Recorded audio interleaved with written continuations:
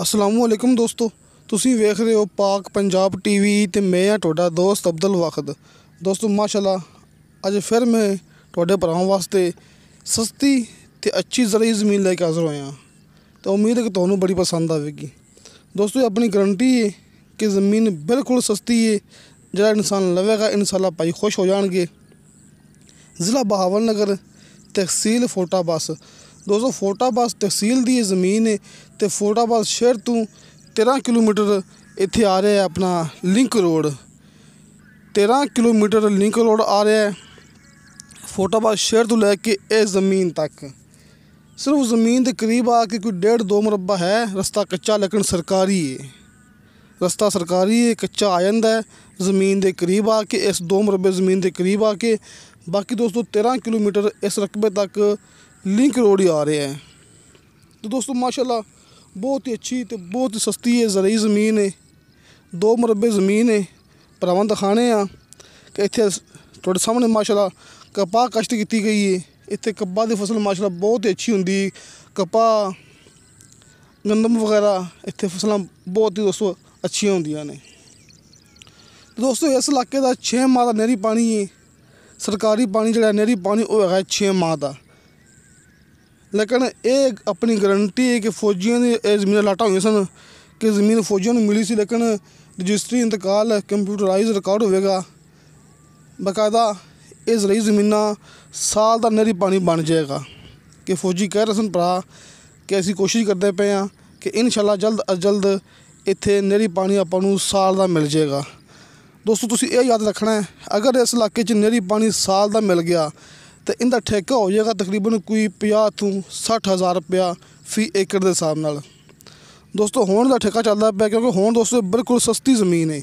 हुण ज़मीन बिल्कुल सस्ती है, जिहड़े भाई हुण खरीद लैणगे इंशाअल्लाह अगां तो याद रखणगे, क्योंकि आस्ता आस्ता ज़मीनां भरावां नूं पता कि महंगियां होंदियां पियां ने ते पानी वधदे पए ने।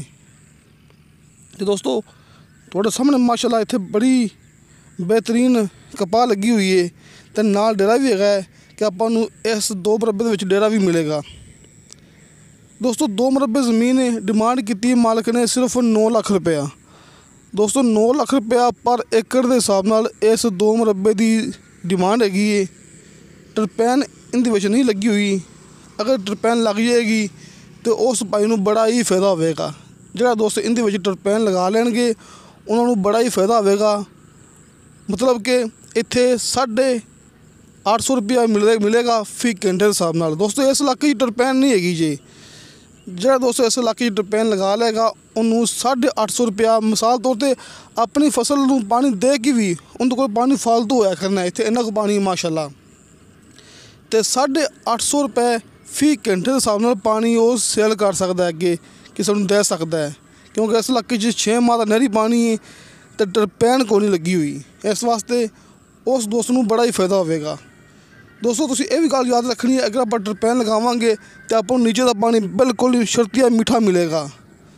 दोस्तों टरपैन के जरिए बिल्कुल नीचे का पानी मीठा मिलेगा। ट्यूबवैल विच ते टरपैन च फर्क हुंदा दोस्तों, ट्यूबवैल का पानी नॉर्मल हुंदा है, तुसीं इत्थे ट्यूबवैल लगा लोगे तुहानूं पानी बिल्कुल मीठा नहीं मिलना, तुहानूं पानी मिलेगा नॉर्मल।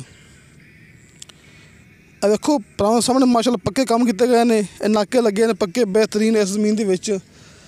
अगर आप टरपैन लगावांगे फिर पानी मीठा मिलेगा पक्की गारंटी नाल। अगर आप इहदे च लावांगे ट्यूबवैल तो फिर पानी आपां नूं मीठा नहीं मिलना हैगा। तो दोस्तों 9 लाख रुपया पर एकड़ के हिसाब नाल इनकी डिमांड है। 2 मुरब्बे ज़रूरी ज़मीन है, ठेका चलदा पिया फी एकड़ के हिसाब नाल 25,000 रुपया। दोस्तों 25,000 रुपया इनका ठेका चलता पिया। टरपैन लग गई तो इनका ठेका माशाअल्लाह वध जाएगा, क्योंकि ज़ाहिर के फिर इहदे विच पानी साल की सहूलत मौजूद हो जाएगी। तो दोस्तों कोई भी गलबात रह गई हो अपने नंबर लगे होंगे ने हर मूवी की डिस्क्रिप्शन के अपने को पूछ सकते जी। अपनी मूवी बिल्कुल ओरिजिनल होंदी है, अपनी गारंटी होंदी है, तुसीं मौके पर आके चेक कर सकते जी। दोस्तों इंशाअल्लाह ताला मिलांगे अगली वीडियो ते। खुदा हाफिज़।